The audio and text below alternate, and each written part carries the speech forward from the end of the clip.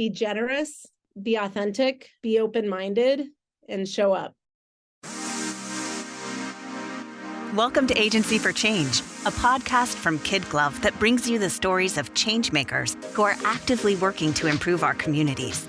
In every episode, we'll meet with people who are making a lasting impact in the places we call home.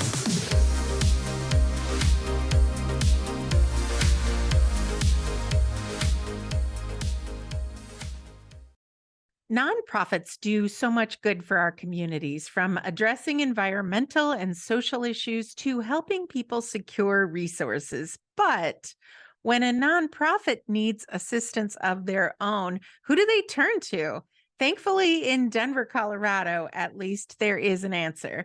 With training, consulting, resources provided at no cost, and low-interest investments, Social Venture Partners Denver offers nonprofits and purpose-driven businesses the ability to refine their operations and increase their impact. Since 2002, they've helped over 250 local nonprofits and for-profit social organizations, and that number continues to grow. Today, we're going to hear from their CEO, who will help shed a light on the programs they offer, the issues facing nonprofits today, and how the organization is changing the Denver community for the better. Hey, everyone, this is Lynn Weinman, President and Chief Strategist at KidGlov. Welcome back to another episode of the Agency for Change podcast. Today's guest is Colleen Kazemi, CEO at Social Venture Partners, SVP Denver, which serves as a vital connector between local change makers across the Denver metro area and beyond. Colleen, welcome to the podcast. Hi, Lynn. Thanks for having me. I'm looking forward to talking to you. And I have a prediction today. I'm going to predict that as you and I talk, we're going to hear the word impact several times. I know that you use it on your website quite a bit, on the homepage. Social Venture Partners Denver describes itself as an impact ecosystem. Could you walk us through what that means? Yeah, that's a great observation. People are more likely to help each other if they have a relationship and learn more about the person and understand where they come from. We've been in a really interesting time, especially over the last 3 years, and there's a movement towards something called trust-based philanthropy, which is essentially movement to fund leaders of social impact organizations because you trust them and you know that they're going to do the best work and leverage the dollars that you give them where they think that it will be most effective. As you know, it's impossible to establish trust without building relationships. And so that's where this ecosystem approach comes into play. And that's really what that means. Colleen, I love the way you describe that. I have to mention, I was just at a Colorado Nonprofit Association event where there was a lot of discussion over trust-based philanthropy and how that is really a new wave of giving and funding nonprofits. So as the CEO of SVP Denver, I'm really curious, obviously you have a lot of trust. How did your career path lead you to this point? And what kind of roles have you held in the past that brought you here?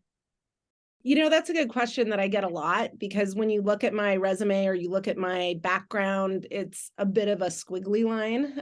Which is I love the squiggly line. I love it. Yeah. And, my origin story started with my single low-income mom who gave me everything I needed, even though part of the way that she did that was by leveraging public services. And as a result, I started my career working in youth service organizations because I had a strong desire to support youth who didn't have a stable home life as I did. I loved that work that I was doing, but I moved to the Bay Area and got pulled into technology and big data. Yeah. It turned out that I guess I have a unique ability to sort of understand complex technical concepts and map those to business needs. But, the whole time I really enjoyed working in technology, and I spent about my first 15 years doing that, I think. But I miss having, a real impact focus. So my husband and I started a probiotics company that was actually focused on human and animal health, which you may know or be familiar with in Nebraska. There's a lot of, livestock and farming that happens, and it's to think about that effect on the environment. So a fun fact is that my husband and I actually have contributed to a patent to reduce the use of antibiotics in livestock, in chickens and pigs. Wow. And yeah, it's interesting because when I tend to tell this story, we can go off on a lot of tangents and people get very interested in that particular piece. Yeah. Which could probably be a test in itself. But yeah, so finally I came to SVP Denver after our probiotics company was acquired, and really wanted to use that squiggly line background to find ways to connect individuals in the community and help give people the opportunity to learn more about what was happening in their community and leverage their skill sets to support organizations in ways that they maybe didn't think was possible. Colleen, that squiggly line background has to have given you a really unique perspective on running an organization, because I think sometimes there's a misperception that nonprofits don't have to deal with business issues, but nonprofits have to make payroll. They have to be innovative. They have to complete their books and turn them over. They have to do all the things. It just is that maybe their mission and focus is different. Their tax status is different. How have those roles helped you in what you're doing right now? Yeah, that's a really good question. I think that, I tend to be able to learn more about what it is that a specific business is trying to accomplish and understand more about the skill sets and the capabilities that those businesses have, and have a unique kind of skill, I guess, to identify gaps in places that they may need additional support. I use the word that my brain is a bit of a Rolodex, but I've realized that dates me. Right. Not a lot of people know what a Rolodex is anymore. I do. Right. And that also dates me. Yeah. Exactly. My brain tends to sort of look at issues holistically and think about areas where I may be able to connect individuals within those businesses to other people that have skill sets that they might not have. And those may be in the business sector, or it may even be another nonprofit that has accomplished something specific that particular nonprofit is struggling with. Yeah, I think that I just have been able to take that background and make a lot of those connections and then develop programs to solve some of those common problems that we see on a regular basis. Yeah, Colleen, that's where I'd like to go next, actually. Can we talk more specifically about the kinds of resources and programs that SVP Denver offers to both nonprofits and purpose-driven businesses? So almost all the programs we offer to social mission organizations are free of charge to them. We tend to specialize in organizations that have been traditionally underserved or underfunded. We've been able to sort of figure out what most organizations tend to benefit from the most. So what has the biggest impact if we can help support that particular piece and move them forward. One of our flagship programs is called A Theory of Change. Are you familiar with A Theory of Change, Lynn? Actually, yes, I am. But let's talk about it more, because I know that that's new language that really is just coming to the market. We've actually just done some testing in certain markets on how people respond to that phrase. Ooh, I would be very interested as a data geek in understanding what you found out. Do people tend to, what do most people think that phrase means? Most people don't really understand, honestly. It's not part of common vernacular yet, but I think we'll get there, right? I mean, 10 years ago, we did a lot of testing on the phrase behavioral health and people didn't get it, but now behavioral health is part of the common vernacular. I think it's one of those things that's just going to need repetition, but I love the newness of it, but I am going to let you explain it. Yeah, definitely. So the way that we tend to explain it to our audience is that it's essentially a business model or a business plan for social mission organizations. It is a framework and a roadmap that where organizations can use it to map out who their target audience is, what issue area they're servicing, what programs they're creating to try to support the change that they're working to see within their community. And there is a specific framework and format around it. And so what we do is we have a cohort model that is led by a subject matter expert who is an expert in theory of change. And it's about 8 weeks long, and we have 6 to 8 social mission organizations participate.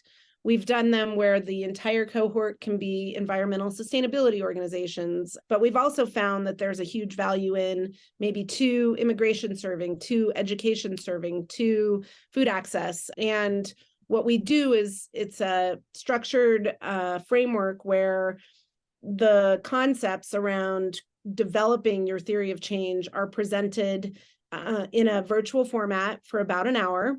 And we partner organizations with a mentor or an SVP partner that is an individual, a business person, somebody from the community that is then learning that material along with the nonprofit or social mission organization. And that mentor's job is to also understand the concepts of how you define your impact metrics, for example, and then provide that nonprofit with feedback around what they're seeing and what they're hearing, since in a lot of cases, that individual is probably the one that they're trying to raise money from, or the person that, may be able to help them with some additional resources once they better understand what their business model is. So we help these organizations. In a lot of cases, they'll have maybe a board member participate. They might have somebody that's actually in the food bank working directly with the community, and maybe the CEO or executive director alongside these other organizations throughout. And by the end of the process, they have a theory of change that they can use to better align their internal mission. Some funders are requiring a theory of change in order for you to get funding. Wow. So it's really a roadmap that the organization can leverage at the end. I think that combined with trust-based philanthropy, are 2 of the big issues that we are seeing in the entire world of nonprofits right now. Another one I'm seeing, Colleen, another trend I'm seeing, and I don't know if you're feeling the same. I'm noticing right now a lot of leaders from the for-profit world taking an interest in and transitioning to careers in the nonprofit world because they're looking to add more purpose or more cause to their lives. Are you seeing the same thing? Absolutely. I think that we're seeing, I know businesses across the nation understand that a big attraction point for them, for new employees are looking to see what the business is doing in their local communities and how the business is having an impact locally. For sure. We're seeing, right. So we're seeing that businesses, are needing to have more of a focus, not only for employee recruitment, but employee retention and employee engagement. And then we're definitely seeing individuals that are involved with technology or something that isn't necessarily impact focused that are really interested in figuring out how to better leverage those skill sets that they've created to affect an issue that they're most interested in, whether that be homeless, housing insecurity, or food access, or something along those lines. So we're definitely, and that's part of our ecosystem approach, is we have a model that allows them to kind of get out of their comfort zone a little bit and learn more about those issues directly from the organizations that are working in the community. That's fantastic. So, Colleen, I also know there's some people who come to SVP because they want to offer money or skills to help address a certain cause that they care about. I know that you're also serving those individuals. Can you talk a bit more about that?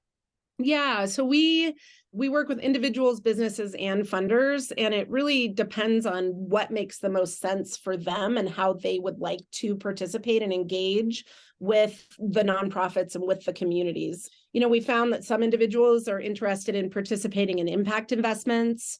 Some want to learn more about a variety of issues. They would like to your point, maybe they'll eventually transition out of their, their corporate role into an impact focused role, but don't understand how nonprofits are funded. They want to learn more about what the staffing model might be for a nonprofit. And so, when I just gave you that theory of change example, if they were to participate in that cohort, they would actually see the inner workings of 8 different organizations that are probably very different in funding size. And, some are very volunteer led, some have food banks, for example, that they're working with, and each nonprofit is really unique. And so we give individuals the opportunity to figure out where and how they want to engage. And some of them get more deeply involved with pro bono consulting projects. Some of them want to do a 90-minute sort of brainstorm mastermind to help on maybe funding models or maybe a real estate purchase or something along those lines. And so this model really gives them the flexibility to participate how they would like to participate, depending on what they're interested in. That is it's a really interesting model. Colleen, I'm really curious. Can you give us an example of maybe how you've been able to, at SVP, successfully help meet the Denver community's needs? We work with different types of organizations, also depending on where their biggest need is. So we have food access organization called Bondadosa that helps deliver food boxes, and their particular need really changed during the pandemic. So if you think about it, a lot of food is actually provided to families through schools. And so one of the areas that Bondadosa is revolutionizing access to food is around food delivery specific for the WIC and SNAP, the food stamp types of programs.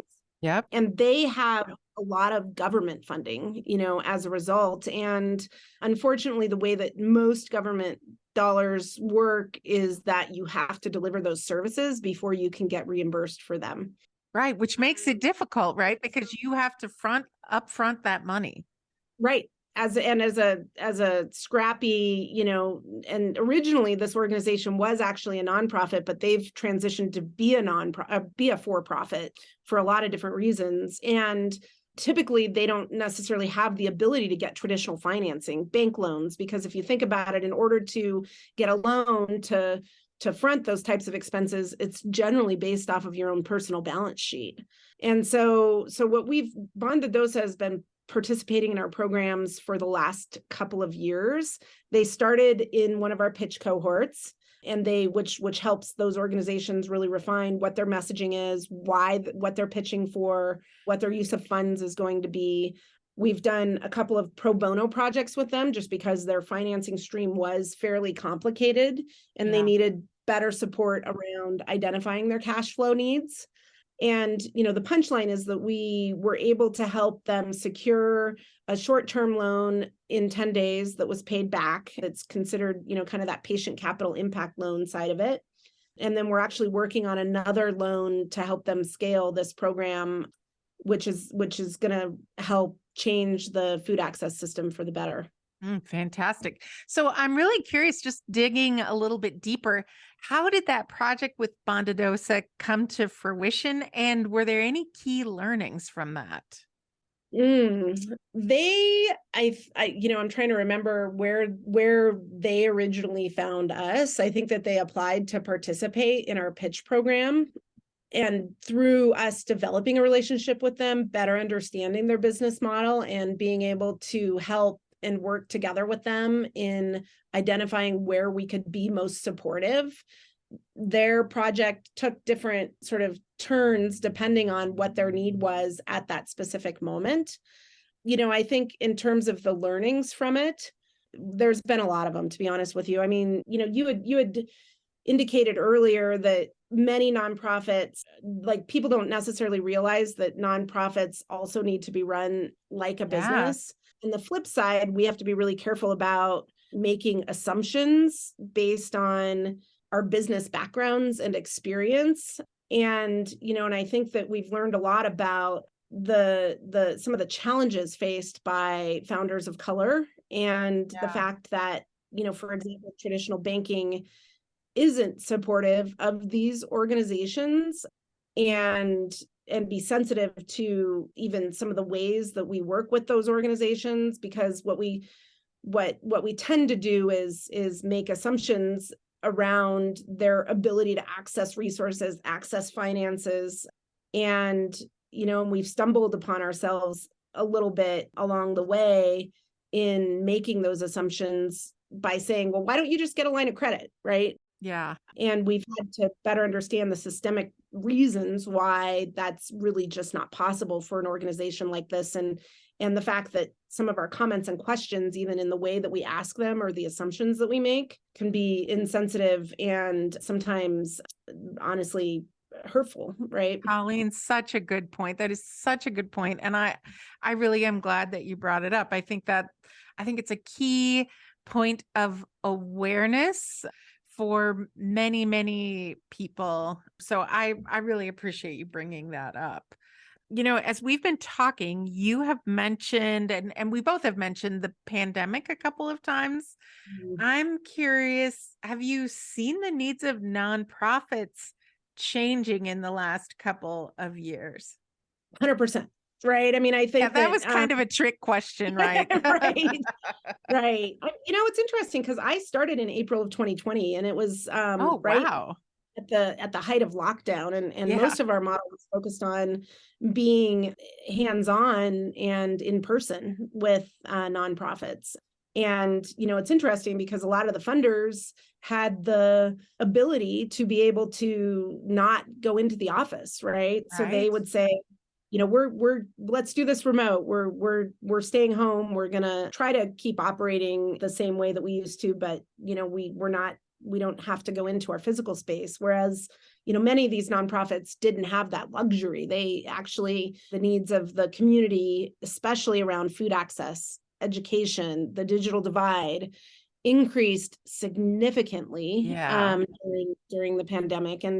And so that, I think that many of the nonprofits have had to really reconsider some of their programming, their models based on that, and also the ways that they're developing relationships, even with funders, right? Because funders, at the time, were not going into those locations either. And so, nonprofits have really had to reconsider. So, we had one nonprofit, for example, that was focused on helping Latino organizations with building businesses and business resources. And, they had to fully pivot to start doing COVID vaccinations with that particular. And that meant that their funding model changed, right? So they participated in our Theory of Change program. And it was at that pivotal moment where they needed to figure out what their revised programs were at the same time. But, overall, I think that what we've found and what we've discovered over the last 3 years is that most of the organizations that we're working with have been traditionally underfunded or underserved. And many of them are led by people of color or those that have direct experience with the issues that they're trying to solve. And and there's a lot of data showing that they also then get less funding than their white counterparts. They tend to bring more lived experience, but yet are trusted and don't necessarily have the same ability to be able to allocate their funds the way that they want to do it based on what they understand as their community issues that they're serving. And so, we're really working throughout our programming to get people to build relationships and learn more about those individuals as leaders, and start to better work with them in partnership to help figure out what they might need, whether that's funding, whether that's programming like ours, whether that's introductions to somebody that they may not have access to within their network, so that, we can start to gather on helping them when they have to pivot, as we described during the pandemic. Yeah. Colleen, I'm so glad that you and this organization are doing this hard work. I mean, it kind of breaks my heart a little bit to think, not a little bit, a lot, to think about somebody who is passionate about an issue, passionate about serving others, but then to know that there are, roadblocks in their way because of a history of bias. And the fact that you are shining a light on that and helping people overcome, I think is really, really important. How do you see some of these things that happened during the pandemic and the work that you're doing? How do you see these things changing for 2023? I didn't come out of traditional philanthropy, and so I didn't necessarily have as much of a historical context related to how the funding flowed. When I started, I saw that many were motivated to change some of their funding practices because of some of the George Floyd murder and a lot of the inequities that were happening, that were public. And I think that part of the challenge is that many of these traditional philanthropic organizations have been motivated to make some of those changes and made some of those changes quickly over the last 3 years. But I am hearing that because of the economy and the market, and then also the fact that they were so responsive during the COVID period, that funds are tightening up again. And we're seeing that within the space specifically. And so what we're trying to do is help organizations reconsider some of their funding models. There's a big interest with a lot of organizations to think about, how can they diversify their funding streams? And, are there some earned revenue opportunities that they can develop so that they're not specifically reliant on traditional grants? Yeah, got it. Colleen, I'm curious, how does SVP Denver ensure the nonprofits that you fund are aligned with the desires and needs of the community? A lot of that is by being in the community and seeing what the different issues are that are emerging. I mean, the SVP Denver tends to focus on organizations that are really serving basic human needs. So, in Denver, one of our biggest political highlights and is around housing, because of course, the housing is so expensive. It's so expensive. Yes. Right. So, a lot of the work that we're doing tends to mirror a lot of the community issues that many of our neighbors are experiencing on a regular basis within the city of Denver, more specifically. And so, the way that and we actually don't fund organizations directly, we help them get access to funding. And our motivation is what we usually do is we help teach them how to fish. We're not necessarily fishing on their behalf. So there's that delineation between what's called capacity building, which is really more of what we do, versus technical assistance, which is, that hands-on approach to helping support these organizations. We're continuously refining what our criterion is for selection. Overall, we're really trying to stay focused on helping organizations that might not be able to get the support in another place, but have some level of traction within the specific issue area that they're trying to support. Got it. Colleen, do you find that people have misconceptions about the work that you're doing at SVP Denver, or maybe even misconceptions about philanthropy in general? Yes, that's a great question. I mean, I think that people don't necessarily, it takes a little bit of a conversation like we're having for people to really understand our model. And we're trying to fix that a little bit. I mean, I think most generally understand that building relationships and learning about your community and learning about the people and the causes and the reasons and the impact associated with a specific issue is important. But we're also a nonprofit, and we are funded through donations as well. We've had to do a lot of work on our own internal revenue model as a result of that, because we've historically been funded based on membership dues, which is really, specifically, if I wanted to recruit you, you would provide me with, $2,500 to $5,000. And then you would also volunteer your time in the ways that we mentioned. It can be hard for people to appreciate and understand that. And it's also can be a bit of an equity challenge, because that means that most of the individuals that are participating in our ecosystem in the past had to have those dollars to be able to participate. And so what I've done is really refined and modified our revenue model so that we're removing some of those barriers to entry. We think that it's really important to have those individuals in our legacy partners and continue to get donations from individuals directly, because we've supported almost 70 organizations just this year. That's a lot of organizations. It's a lot, right? So their money goes a Yes. long way. And we wouldn't be able to do that without those direct dollars to us. But it can be a little bit confusing, because we're not, even with we have Colorado Gives Day coming up, and you've got, your day of giving, and people tend to want to give to organizations that, that maybe work with foster children, or, something that they could see tangibly. The work that we do has more of a ripple impact. So sometimes that can be hard to describe and for people to understand. That makes a lot of sense. I mean, you're obviously doing great work and important work. And Colleen, I'm curious, what are you most proud of accomplishing during your time at SVP Denver?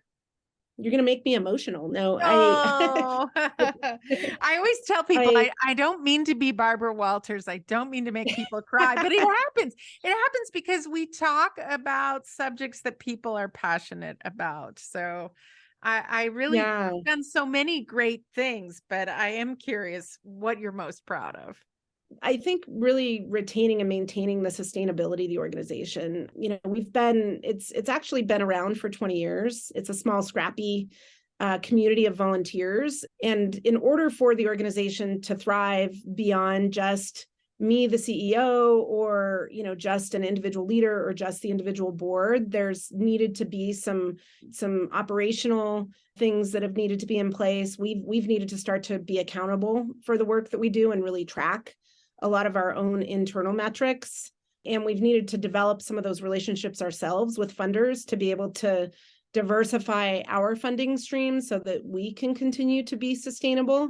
And then, lastly, we've really shifted and refined our focus to support organizations that have been historically marginalized and under-resourced. And so I think that the combination of me being able to create and, kind of build upon a model that was in place, but make it more scalable and sustainable beyond my legacy, I think is really showcasing that work that we're doing directly with these organizations in the community to help them have an impact. That's really what I'm most proud of. That's fantastic.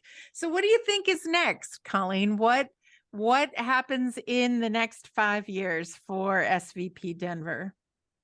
We're like one of the models that we've really gained a lot of traction around is helping businesses connect with the community and with the organizations, and then that engaged corporate social responsibility side of it. I think, finding additional ways for individuals and businesses and people to continue to serve and have that amplified impact is going to be continuously important. We're embarking on some work with the city of Denver related to supporting BIPOC plus businesses and helping them move through the funding continuum to gain and grow themselves. I think that we're really going to continue to be thought leaders in this area around social impact overall, and what does it mean to have even a for-profit social impact business. I think that we'll continue to really consider how to support businesses that are interested in focusing on hard issues to solve within our community. And so I think that, the next 5 years is just going to be more kind of building upon the same framework that we've been able to create over the last couple of decades. What a great roadmap. I really look forward to watching the organization and seeing these things be accomplished. I think that's fantastic. I'm going to switch gears here in a pretty big way. You have said a lot of inspiring things today. You are doing a lot of inspiring work. I'm going to ask you my favorite question next, which is, I'm hoping you can give me an original quote to inspire our listeners. I would say be generous, be authentic, be open-minded, and show up. Ooh, I love it. Be generous, be authentic, be open-minded, and show up. I think we should be teaching all of our kids these things in schools and probably all of our grown-ups these things as well. That's fantastic. So how can we find out more about SVP Denver? People who are listening that maybe want to volunteer or donate, or maybe they want to be a part of the cohort or talk theory of change or trust-based philanthropy. How can they find out more about SVP Denver? Our website is always the best place to start, which is www.svpdenver.org. Our email address is hello@svpdenver.org. If you go to our website and you look at the events page, we have a lot of information sessions. In early February, we're going to have one in person, a big kickoff, where you'll have the opportunity to meet social mission organizations, funders, philanthropists, and other SVP Denver partners. So that would be a great way, would be to come and attend one of our events and check us out.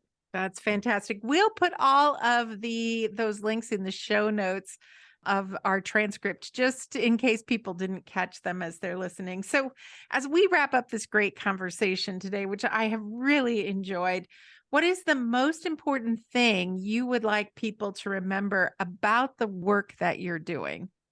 I think that it's that, we really strive to have an amplified impact. If you're looking to find ways to make your dollars, your time, your background, your experience, your lived experience go further, this is the place to do it. And it doesn't have to be heavyweight. You can show up where you have the ability to do so, and we'll put you to work. Colleen, I really love that phrase, amplified impact. That sounds pretty cool. So I just want to say, I have really enjoyed this conversation. I fully believe that the world needs more people like you and more organizations like SVP Denver. And I just thank you for taking time to talk with me today. We really appreciate the opportunity, Lynn. I think that the work that you're doing and helping people hear more about what's happening in our communities and some of the challenges that are facing nonprofits is imperative. So thank you for the opportunity. Thank you. We hope you enjoyed today's Agency for Change podcast. To hear all our interviews with those who are making a positive change in our communities, or to nominate a changemaker you'd love to hear from, visit KidGlov.com at KIDGLOV.com to get in touch. As always, if you like what you've heard today, be sure to rate, review, subscribe, and share. Thanks for listening, and we'll see you next time.